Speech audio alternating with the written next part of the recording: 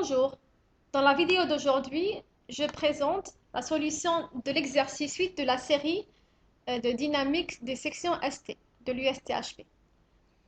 Donc, que dit l'exercice? Il dit que on exerce une force grand F égale 3 newtons sur le bloc 1 de masse grand M1 égale à 2 kg qui est en contact avec le bloc 2 de masse 1 grand M2 égale à 1 kg. L'ensemble repose sur une table horizontale parfaitement lisse. La première question, on nous demande quelle est la force exercée sur le bloc 2 par le bloc 1. Et la deuxième question, quelle est la force résultante exercée sur le bloc 1 et quelle est la conclusion? Alors, d'abord, on fait attention à ce terme parfaitement lisse. Le fait que la table sur laquelle l'ensemble des deux blocs sont déposés est parfaitement lisse, cela veut dire qu'il n'y a pas de frottement entre ces deux blocs et la surface de la table. Donc, absence de frottement entre ces deux blocs et la table. Donc, qu'est-ce qui va se passer? Lorsque je vais pousser le bloc 1 avec la force F, le bloc 1, à travers cette force de la surface de contact, donc il va appliquer une force de contact sur le bloc 2 et il va le pousser lui-même. Et donc, ils auront le même déplacement. Le déplacement du bloc 1 sera identique au déplacement du bloc 2, ce qui veut dire qu'ils auront exactement les mêmes vitesses et les mêmes accélérations. Donc, l'accélération du bloc 1 sera égale à l'accélération du bloc 2 et je vais l'appeler l'accélération 1.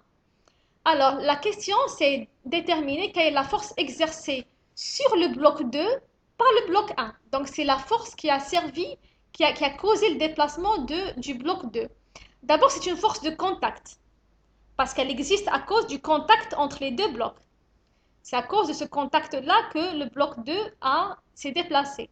Donc, c'est une force de contact qu'on va appeler C1 sur 2. Donc, c'est une force de contact C appliquée par le bloc 1 sur le bloc 2. On va la déterminer et pour cela, on va faire appel à la relation fondamentale de la dynamique.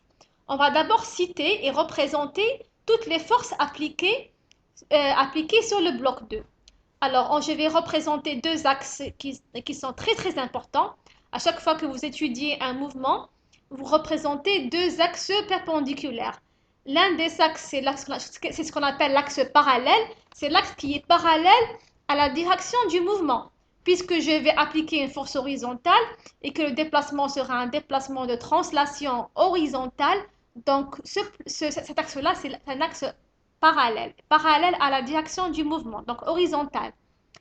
Et l'axe perpendiculaire, c'est l'axe perpendiculaire à l'axe parallèle au mouvement. Très bien, donc la première force que je vais représenter, donc c'est la force du poids appliquée par la Terre sur le bloc 2.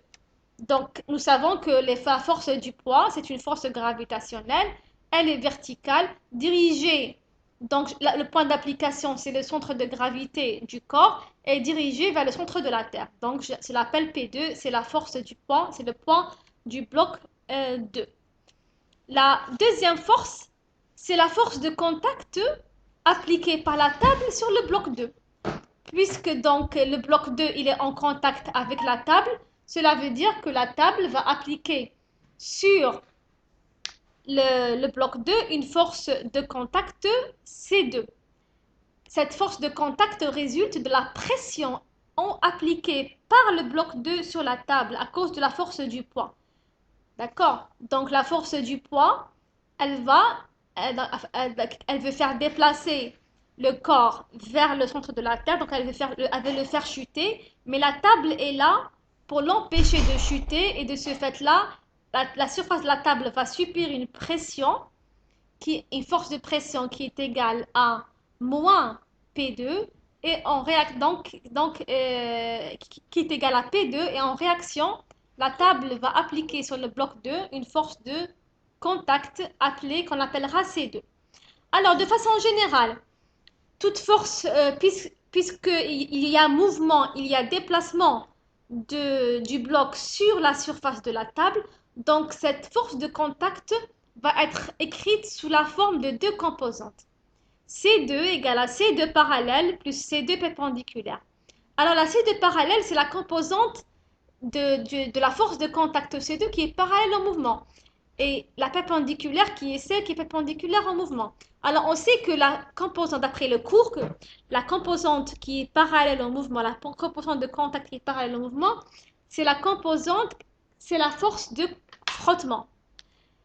Et donc, dans l'autre cas, on a dit qu'il n'y avait pas de frottement, donc le C2 parallèle égale à 0. Donc, la force de contact C2 appliquée par la table sur le bloc 2, elle a une seule composante, c'est la composante perpendiculaire. Et qui, dans ce cas-là, est égale à moins P. Elle est engendrée par la pression appliquée par le corps 2, le bloc 2, sur la table. Donc, ici, C2 égale à moins P2. Donc, maintenant, appliquons la relation fondamentale de la dynamique. Je n'ai pas représenté la force de contact appliquée par le bloc 1 sur 2. Je vais supposer que je ne connais pas sa direction ni son sens. Je vais la déterminer. Alors, qu'est-ce que je sais? Je sais que la relation fondamentale de la dynamique me dit que la somme des forces extérieures appliquées sur le bloc 2 est égale à la masse du bloc 2 fois son accélération. Alors, quelles sont les forces appliquées? C'est P2 plus C2 plus la force de contact appliquée par le bloc 1 sur le bloc 2. Je ne l'ai pas représenté ici, je l'ai mise dans la relation fondamentale de la dynamique. Alors, à partir de là, je sais que P2 plus C2 égale à 0. D'accord, C2 annule P2, il n'y a aucun mouvement sur le plan perpendiculaire. D'accord, donc, parce que P2 plus C2 égale à 0. Donc, qu'est-ce qu'il me reste? Il me reste C12 égale à M2A. Alors, cela veut dire quoi? Cela implique que la force de contact appliquée par le bloc 1 sur le bloc 2, c'est une force donnée par M2A2. Elle a la même direction et le même sens que l'accélération A2, ou si vous voulez, c'est l'accélération A. Donc, je vais représenter cette force-là comme ceci. D'accord?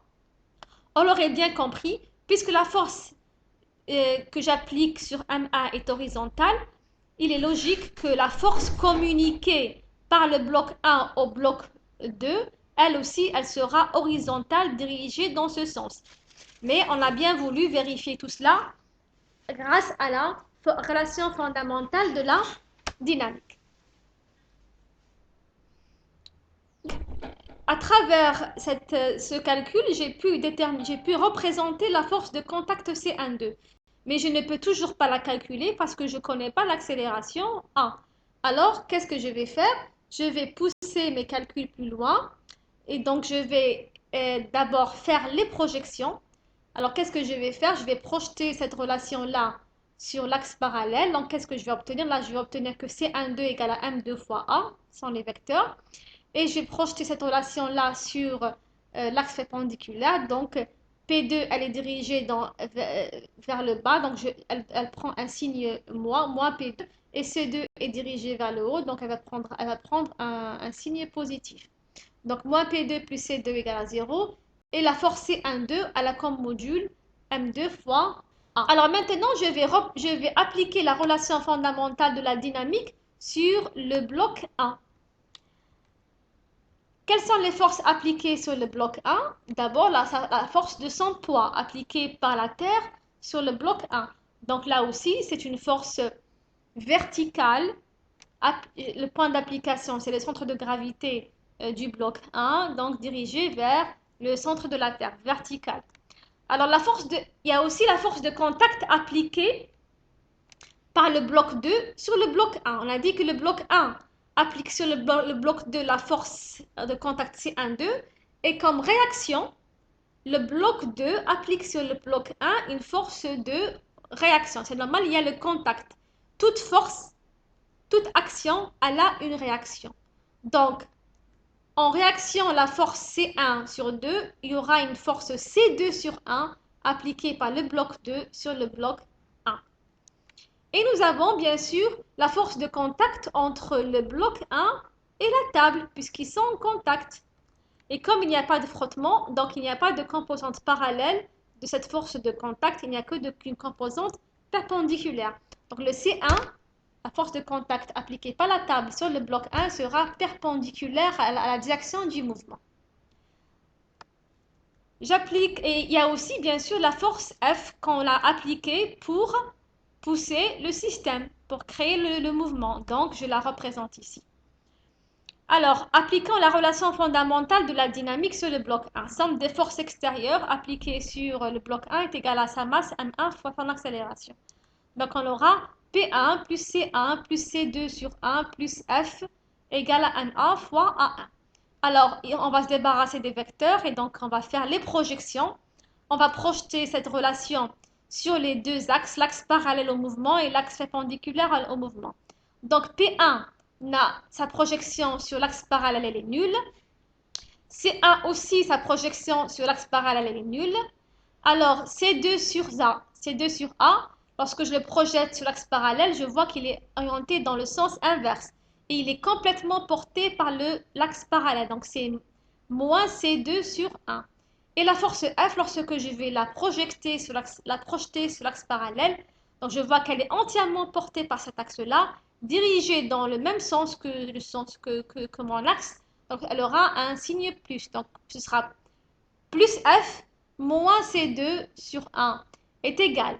Alors l'accélération, elle est dirigée dans ce sens, puisque le mouvement se fait dans ce sens.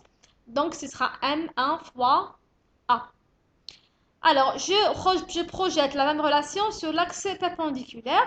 Donc, je vois que j'ai ici, ce sera moins P1 plus C1 égale à 0. C2, 1 et F n'ont aucune projection sur l'axe, leur projection est nulle sur l'axe perpendiculaire. Donc, l'équation 1 de tout à l'heure, lorsque j'ai appliqué la relation fondamentale de la dynamique, j'ai trouvé que C12 était égal à M1 fois A. Et comme C12 égale à C21, d'accord, action-réaction, donc je vais diviser l'équation 3 par l'équation 1 et je vais obtenir ça. Donc je vais avoir ça divisé par ça. Je vais obtenir ce rapport-là. Et donc, ce que je cherche, c'est C1 sur 2. Alors, lorsque je fais les opérations, d'accord, donc F moins C1 sur 2 fois M2A égale à M1A fois C12, et puis je divise par M2A. Donc, puis, si vous voulez, le A se simplifie. Donc, je vais obtenir que la force F est égale à M1 sur M2 fois C12 sur C2A. Je tire C12 comme facteur. Il y a égalité entre ces deux forces. Voilà ce que j'obtiens. Et finalement, j'obtiens C1 sur 2 est égal à la force F fois M2 sur M2 plus M1. Et si je fais l'application numérique, je remplace chaque paramètre par sa valeur numérique. Je trouve C12 égale à 1 newton. La deuxième question, on nous demande de déterminer la force résultante sur le bloc 1. Quelle est la force exercée sur le bloc 1? Alors, nous avions vu, lorsque nous avons appliqué la relation fondamentale sur le bloc 1, et une fois que nous avons fait les projections de la relation fondamentale de la dynamique, nous avons obtenu ceci. Donc, la somme des forces, la résultante des forces sur l'axe vertical, sur le plan vertical est égale à 0, et la résultante des forces sur le plan horizontal, donc dans le sens du mouvement, donc c'est F moins C2A égale à M1 fois 2. Donc la résultante des forces appliquées sur le bloc A, c'est F moins C2A.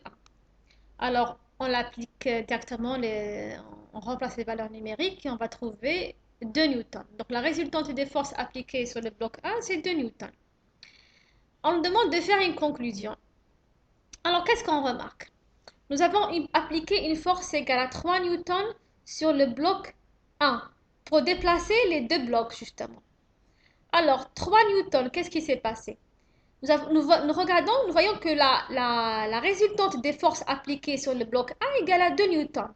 Donc, bien qu'on ait appliqué 3 newtons sur le bloc 1, 2 newtons, seulement 2 newtons ont servi à déplacer le bloc 1. C'est la résultante des forces qui crée le déplacement M1 fois 1. Donc, c'est la résultante des forces là. Donc, la résultante des forces appliquées sur le bloc 1 est inférieure à la force F.